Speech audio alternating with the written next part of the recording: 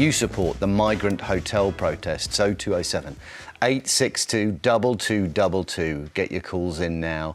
Over the weekend, protests against the use of hotels for housing asylum seekers have been held across the UK. Demonstrators gathered in parts of England, including Bristol and Liverpool, and in areas across Wales, Scotland and Northern Ireland. The trigger, a High Court ruling last week blocking a hotel in Epping from accommodating asylum seekers. Other local authorities now say they're also considering legal challenges. Are these protests having the desired effect then? Campaigners have argued that Epping has shown the way and they want the same to happen in their local area. But the protests have been accompanied by violent scuffles, and elsewhere we've seen criminal damage, property has been defaced. Have they gone too far? Are they the only way to get things done? Lizzie, I'm interested, who are you more scared of right now, migrants or these protesters? The migrants. I've actually been at one of the protests.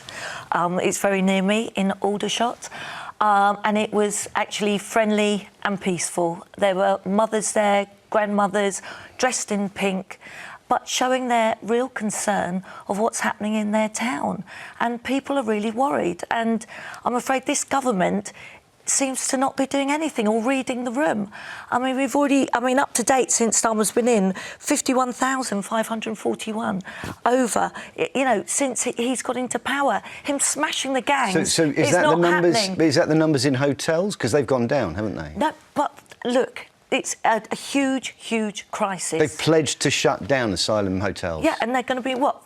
So we've got another 4 years of this. It's costing 8.5 million over this Parliament a day. That's what they've pledged to do. So it's not that they're not taking action. It's not good enough. It's not quick enough, and you can tell people are genuinely worried about this. What are they worried about? They're worried at what's happening in their own communities. We've seen what's happened with Epping, and people are very scared and worried. Look, where I am, there's a hotel that used to be used for weddings. We'd have good birthday parties there. It's now full of migrants. There's a school next door. Parents are genuinely worried because they're military-aged men in there of their kids walking past. Military-aged men? They're men. Well, they've not been 35. arrested. They've not been arrested for disorder, for violent disorder, for throwing objects, and they have been arrested in Aldershot for hurling objects at the police. Why are you not worried about the actual crimes that we're witnessing taking place at these protests, rather than the ones that actually, I don't know if you've got any evidence for. I am going on personal experience and what people are feeling. We don't know where these men are from. You've been the victim of a crime from a migrant from one of those hotels. Well, no, I'm saying the neighbourhood are very, very worried about it, and understandably so, because these men, we don't know where they're from. They're coming over. They're undocumented. We've got different way of culture is totally different. The way they are with women. In Epping we have the situation where a schoolgirl had been assaulted, which the man has been charged with. People have every right to be worried, and it's no good Keir Starmer saying we're going to smash the gangs.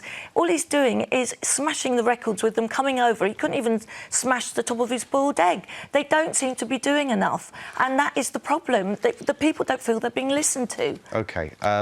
Where have these protests come from, Matt? If there is genuine concern, and we have had one instance there of a crime, a very worrying crime, what's propelling this idea that people have to go to the hotels and be seen there, do you think, to register their discontent? Well, usually we would just talk about and debate ideas, and we wouldn't personalise it. But because, Lizzie, and we get on very well off air, but because you have taken part in one of these protests yourself, I will personalise it. I wasn't that. I went to actually talk to one of the mums who's a friend of mine who's so scared. She's a single mother, and her daughter is actually leaving men's shoes outside the front door just in case, because they just, so think there's a man in the house. Did you go to the protest?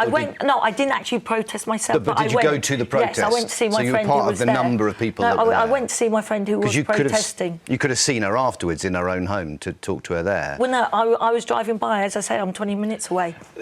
I'll depersonalise it then, but I think it is absolutely disgusting for people to be protesting outside hotels which house innocent people. Those people are allowed to be in the hotels.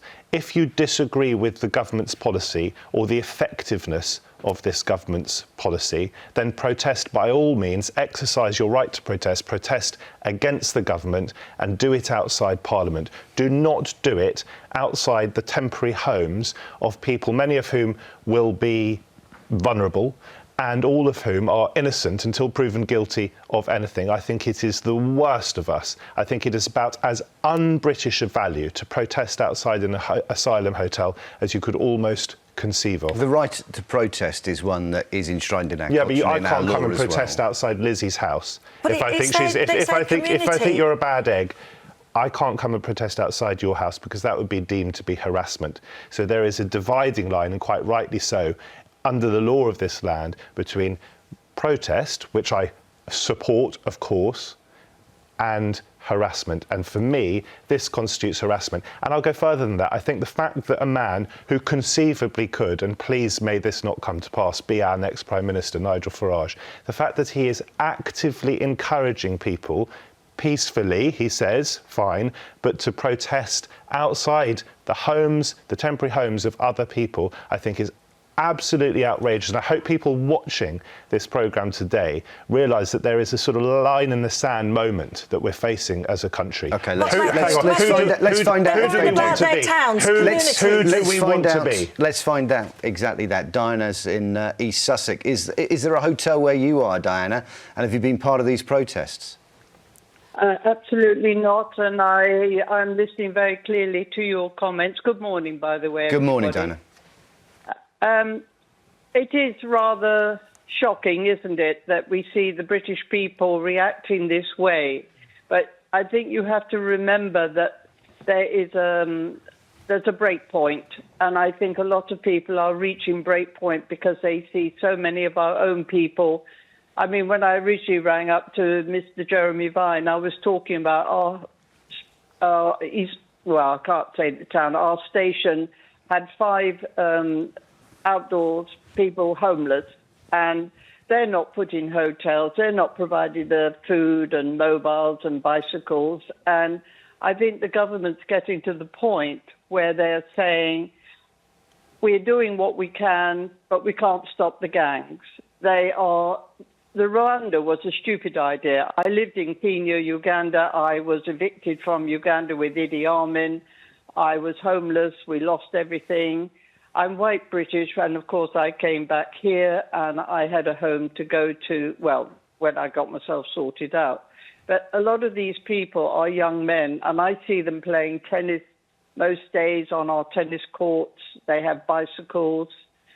They are treated very well down in my town. We haven't had the problem of protests, but I think the people of the land are saying enough is enough. How many more people can we support on this island? I'm not sure. I really am not. Diana, thanks for your call. We're going to take as many as we can. I've got loads coming in. Sophie's in Berkshire. What do you think of these protests, Sophie? Are they justified? Have you had enough? Are they being conducted in that peaceful way? It seems like when we see criminal damage and arrests for assault, then they're not, are they?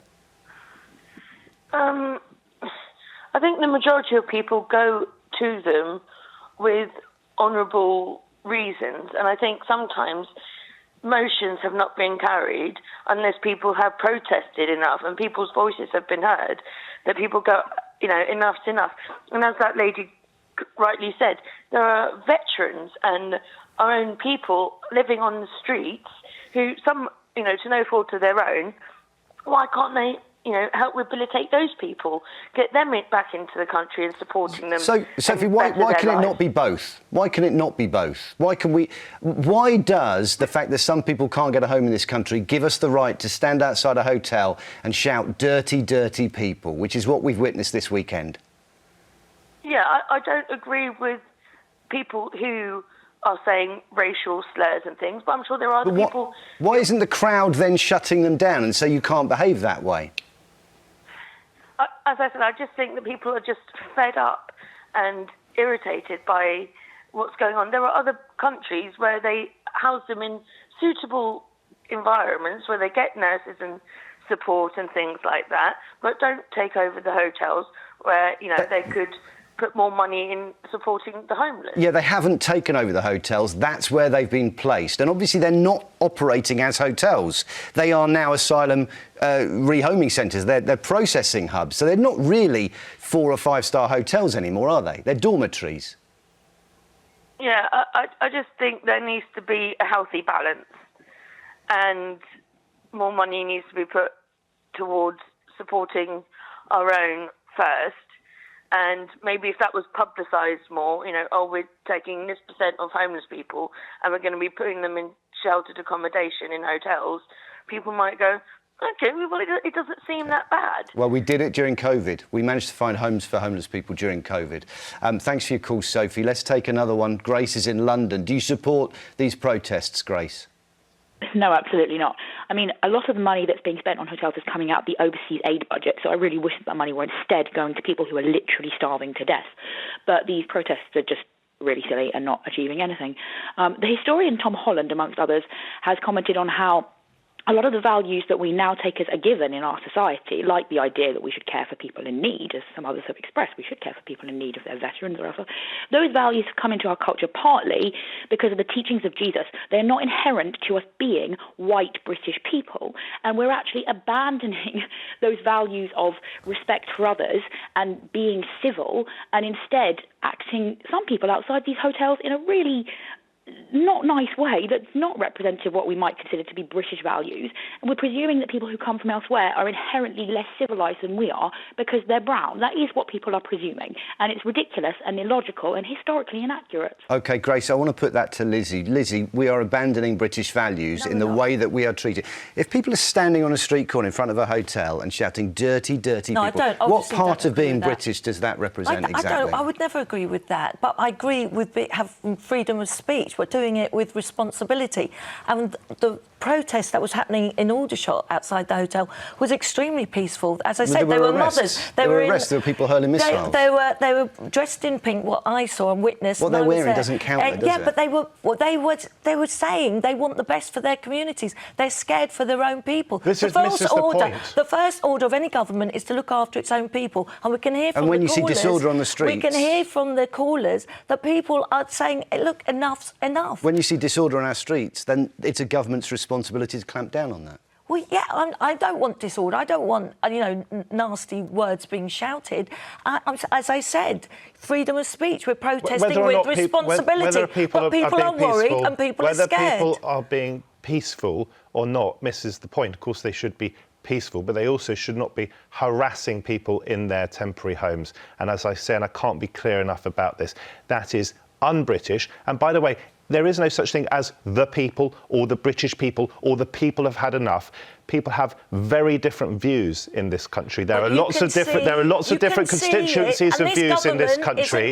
And let me just make the point. So it is not the people or the British people who are protesting outside these hotels. And as you say, they're not really hotels, and it would be a miserable experience to live in one of them. But they're not racist there are very some of them are. There are a very concerned. small number of people who are doing these protests. So let's give it some context. Well, and let's be fair to them as well, because a lot of them are very worried, parents and grandparents, for their children, where the schools are right next to these hotels, and they've every right to worry. We have to leave it right there. Don't forget, later on, should we...